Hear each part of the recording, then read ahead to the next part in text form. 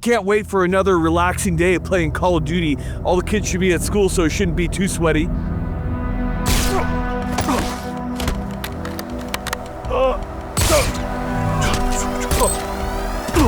Oh, this game is bullshit. Oh, come on, give me a chance. No way!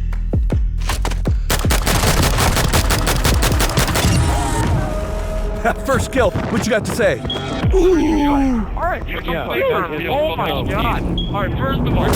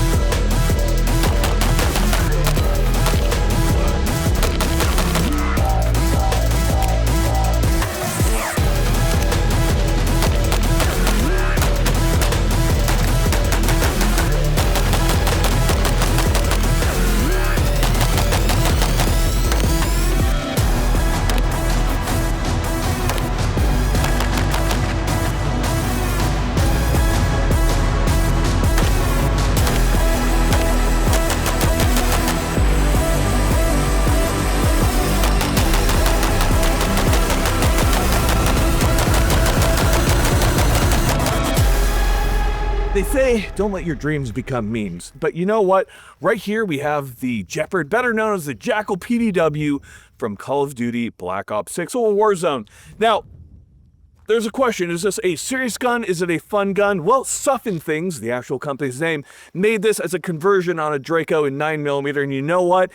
It is super, super fun because I feel like I'm actually playing Black Ops 6, except I'm not being killed repeatedly by cracked out kids who are 12 years old.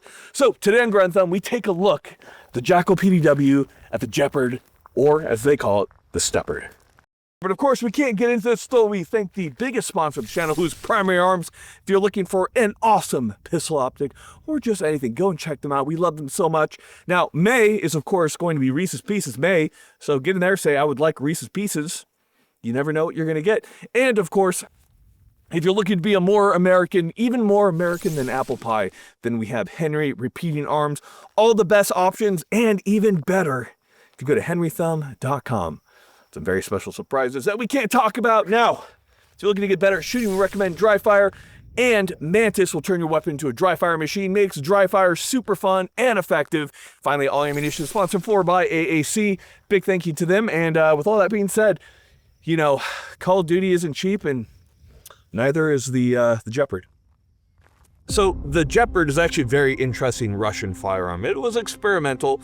Some made it to the Chechen War, but it was originally made because there wasn't really a whole lot of submachine guns that were in Russia. There was actually a shortage of them. So this is one of the things they came up with. Now, of course, the actual Jeopard, which means cheetah, was different from what we have right here, which is a conversion, more of a look-alike.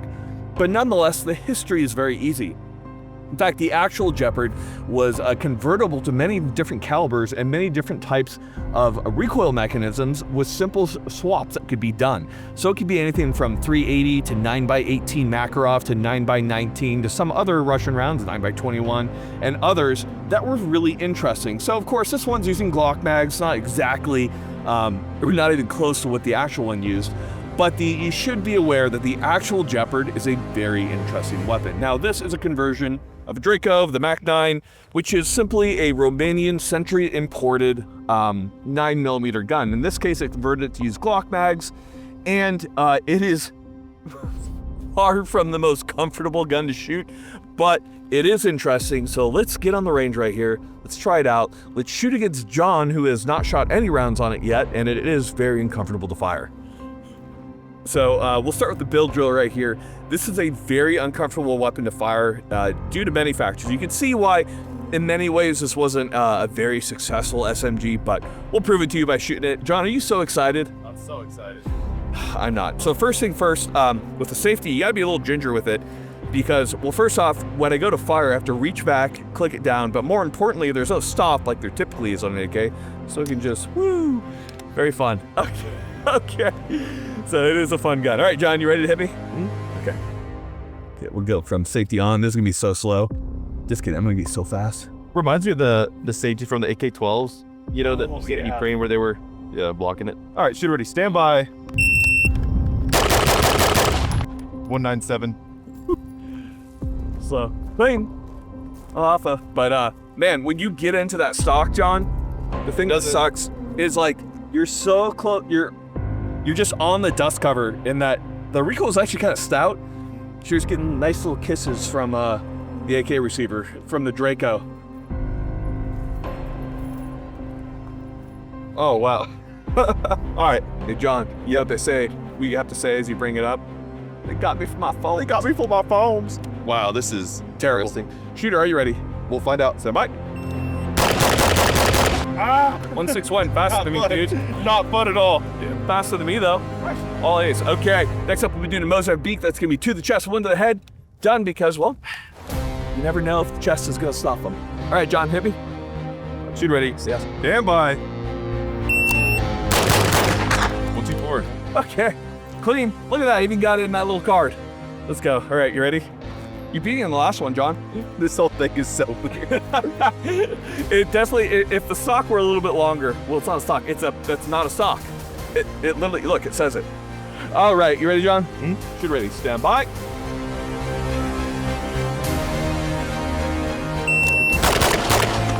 Max 115.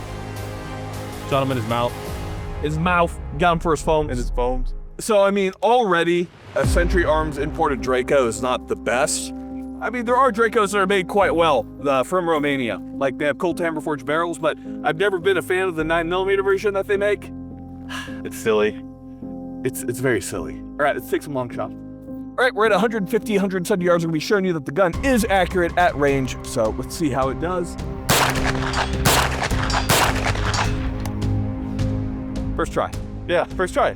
First try. Okay, it's right edge of the plate, John.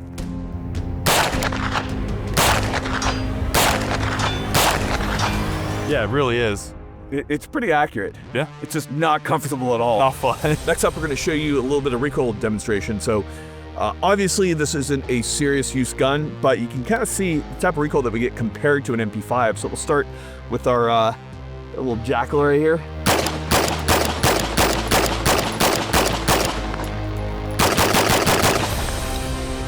So it's not that you can't be accurate or that it's like uncontrollable or anything. It's just like compared to your other options, like a full-size MP5.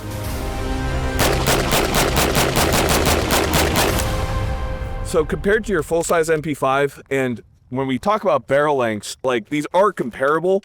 Of course, this gun, actually it's really not all that, that much shorter. Look at that. I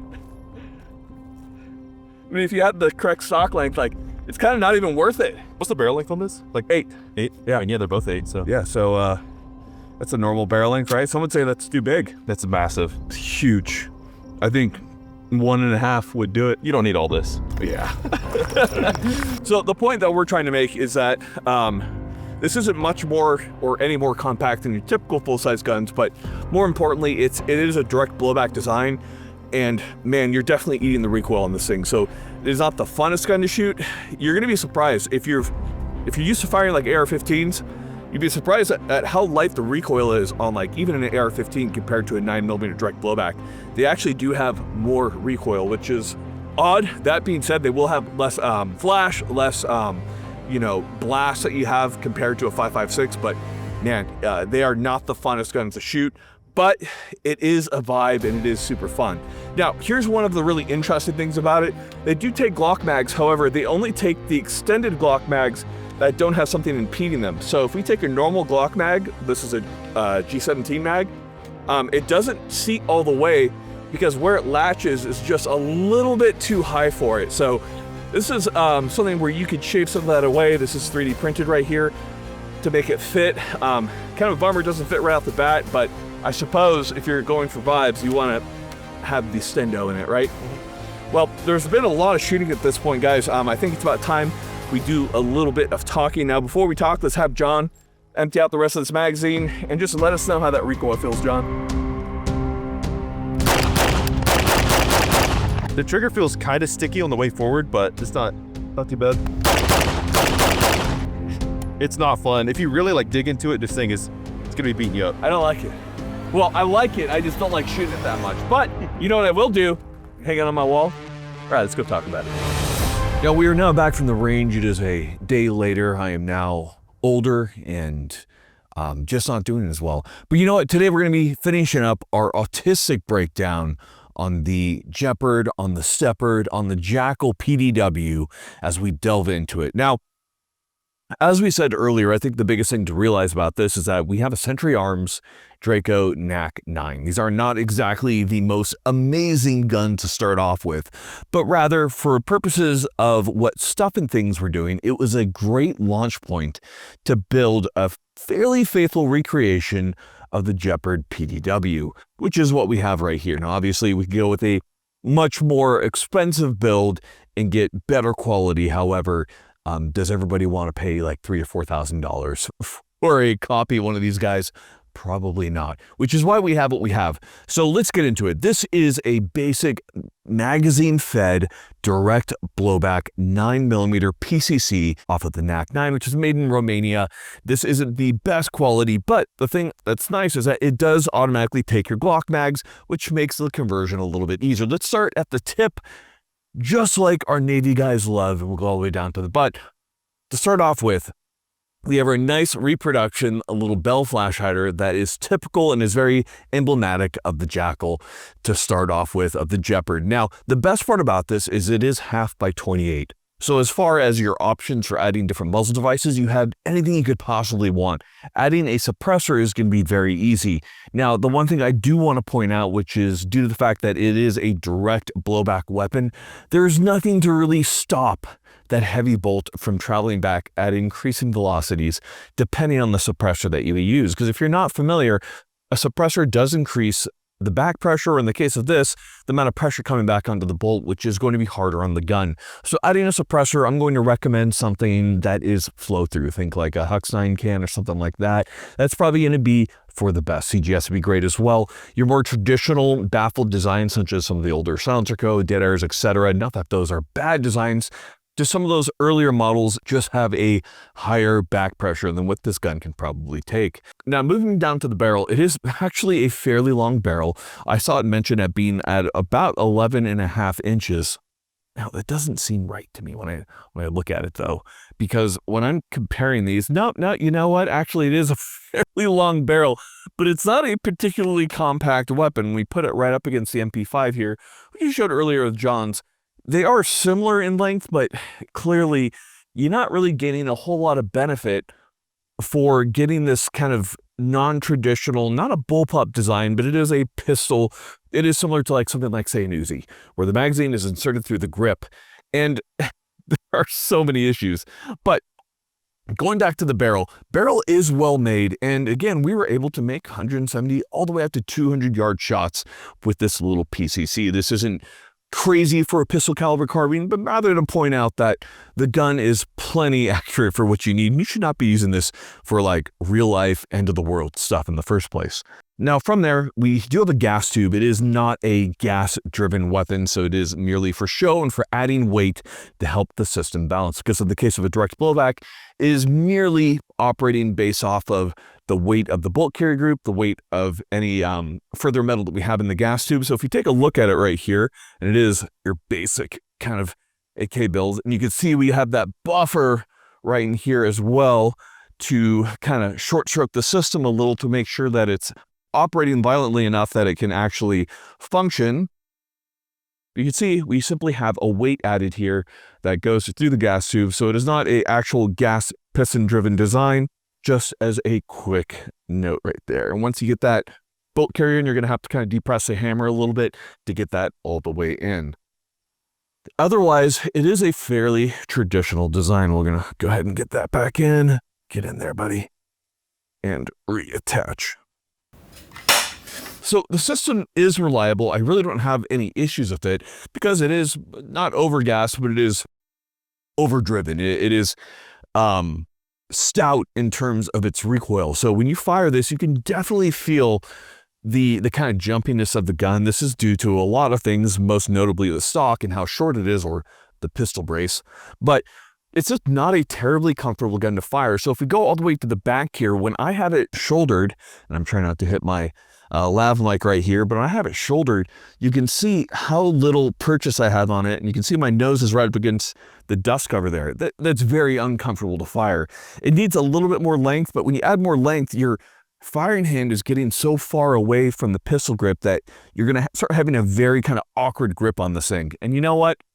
It's not meant to be perfect. It's meant to be modeled after a experimental weapon that really didn't see much service at all. Maybe a few units that were in the Chechen War, like we mentioned earlier. And you can really tell why this didn't see very widespread acceptance, because if we go to the pistol grip right here, this little back kind of brace thing really does make it difficult to fully kind of get your hand on the weapon. And that also makes it difficult to reach the magazine release, because the kind of get your finger around, I have some decent sized man hands, but even still, that is kind of the difficult motion. So I found that for releasing the mag, I tend to reach back and use my same side hand in order to get that weapon loaded. So right off the bat, it's not the best. Now, we do have a traditional AK trigger. So if we, it's such a short stroke design. Test that right there. AK triggers are actually pretty nice. So put your finger right over mine. Let's put on a little Unchained Melody and let's test this out. So we have a straight wall right there, and we have about, it feels like, according to our alignment pull gauge, is like a 7-pound pull. I would argue it feels lighter, maybe closer to 6 pounds.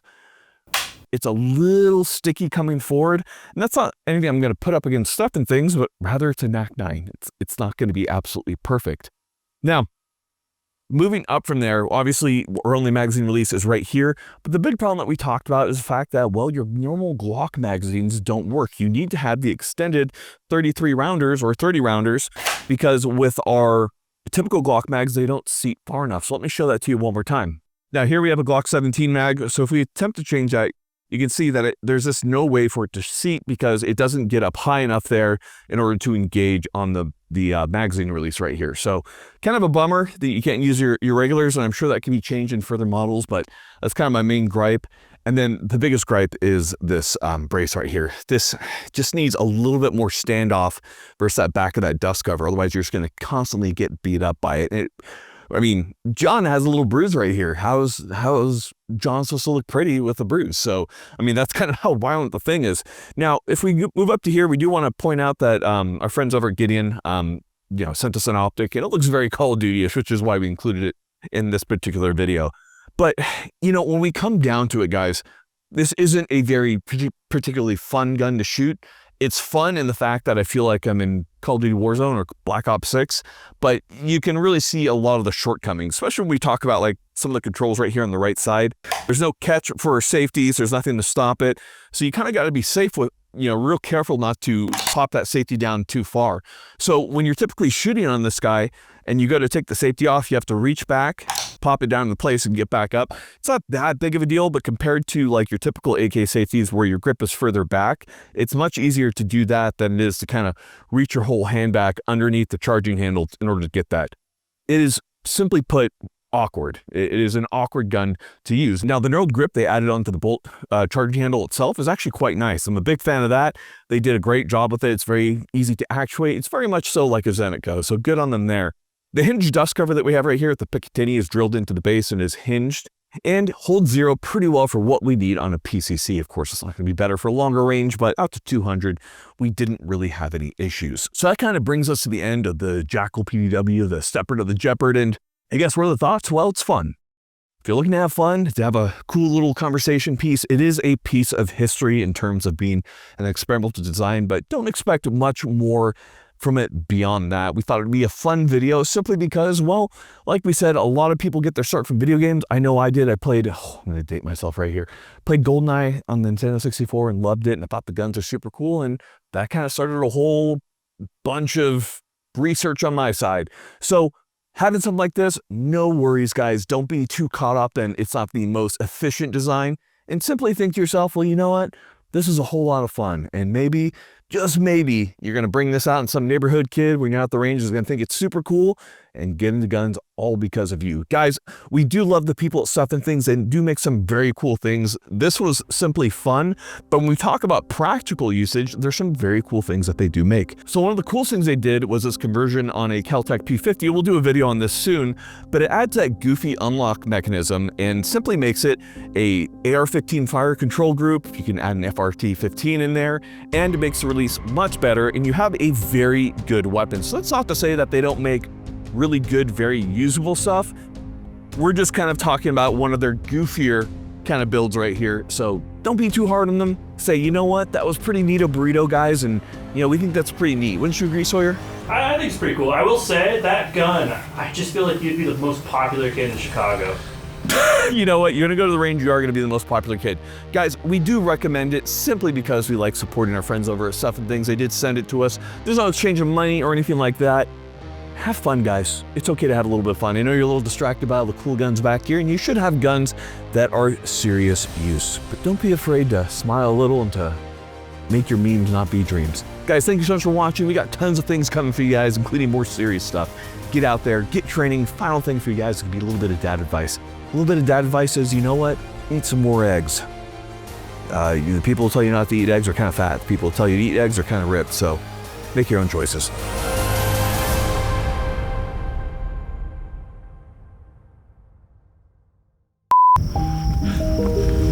Okay, you ready? Yep.